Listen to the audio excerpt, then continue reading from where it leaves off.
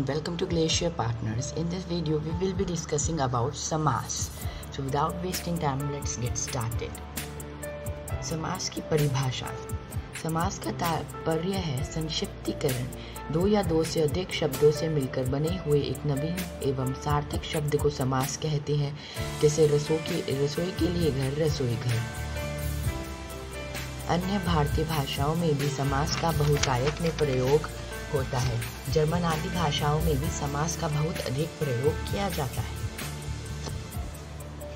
सामासिक शब्द.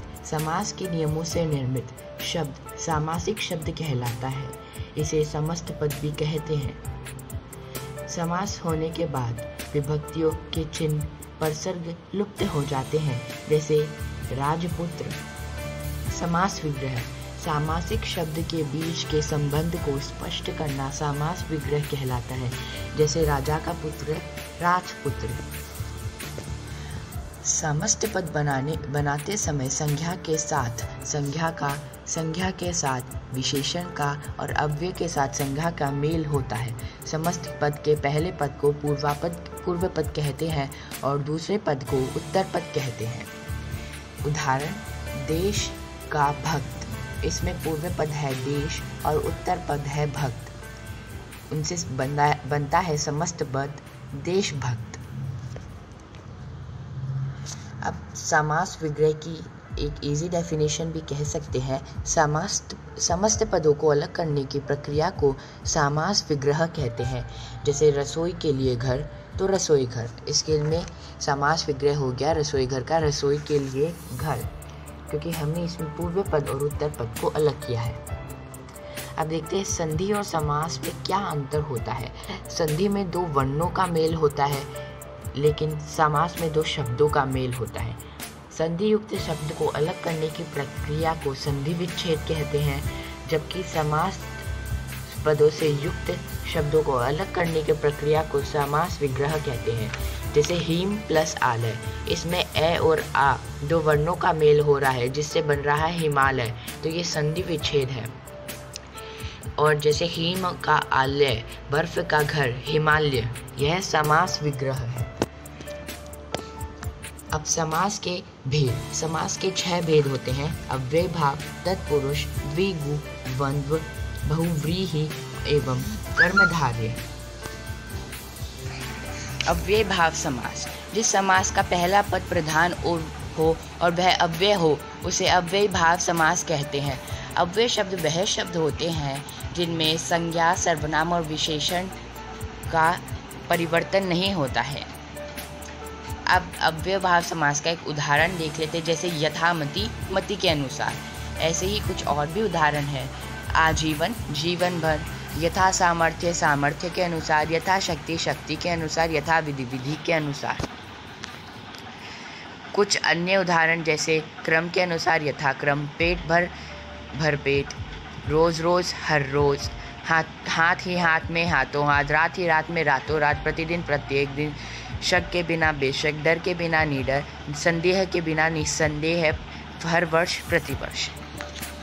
अब हम देखते हैं अव्यय भाव की समास की पहचान कैसे कर सकते हैं. इसमें समस्त पद अव्यय बन जाता है, अर्थात समास लगाने के बाद उसका रूप कभी नहीं बदलता है. इसके साथ विभक्ति चिन्ह भी नहीं लगता है. जैसे ऊपर के समस्त पद है. ऊपर के समस्त पद, जैसे ये समस्त पद जो हमने पढ़े थे. अब है तत्पुरुष समास. तत्पुरुष समास वह समास है जिसमें उत्तर पद प्रधान हो और पूर्व पद गौण हो. जैसे उदाहरण तुलसीदास कृत. कृत का मतलब होता है रचित, किस बनाया गया. तो तुलसीदास द्वारा कृत, तो द्वारा एक कारक चिन्ह है. सो तत्पुरुष समास में कारक चिन्हों का मध्य में प्रयोग होता है और आगे भी प्रयोग हो सकता है. ज्ञातव्य, केंद्रीय बिंदु. विग्रह में जो कारक प्रकट हो उसी कारक वाला वह समास हो जाता है. अब विभक्तियों के नाम के अनुसार तत्पुरुष समास के 6 भेद देख लेते हैं. कर्ता कारक का तत्पुरुष नहीं होता है, कर्म से स्टार्ट होता है. कर्म तत्पुरुष, जैसे गिरहकट, गिरह को काटने वाला. करण तत्पुरुष, मन चाहा, मन को चाहा, मन से चाहा. संप्रदान पद तत्पुरुष, रसोई घर रसोई के लिए घर। अपादान पद तत्पुरुष, देश निकला देश से निकला। संबंध तत्पुरुष, गंगा जल गंगा का जल। अधिकरण तत्पुरुष, नगरवाद नगर में वास। इसके अलावा एक और तत्पुरुष होता है, वो है नीय तत्पुरुष समास। उसमें न का प्रयोग होता है, निषेध होता है, जैसे अमर न मर, असत्य न सत्य। ये कुछ उदाहरण बोलते हैं। अब है कर्मधारय समास। जिस समास का उत्तर पद प्रधान हो और पूर्व पद व उत्तर पद में विशेषण विशेष्य या फिर उपमान उपमेय का संबंध हो, वह कर्मधारय समास कहलाता है। जैसे चंद्रमुख, चंद्र जैसा मुख। देहलता, देह रूपी लता। नील कमल, नीला कमल। सज्जन, सत्यजन, अच्छा जन, एक ही बात है। द्विगु समास, जिस समास का पूर्व पद संख्यावाची विशेषण हो उसे द्विगु समास कहते हैं। इससे समूह अथवा समाहार का बोध होता है, मतलब जिसमें पूर्व पद संख्यावाची हो, संख्या जैसे 9, 10 ऐसा संख्या का बोध कराता हो, वह द्विगु समास है। नवग्रह, नवग्रहों का समूह। त्रिलोक, तीनों लोकों का समाहार। नवरात्र, नवरात्रियों का समय। अठन्नी, 8 आनों का समूह है। दोपहर, दोपहरों का समाहार। चौमासा, 4 मासों का समूह है। शताब्दी, 100 अब्दों का समूह है। अब्दों यानी वर्षों।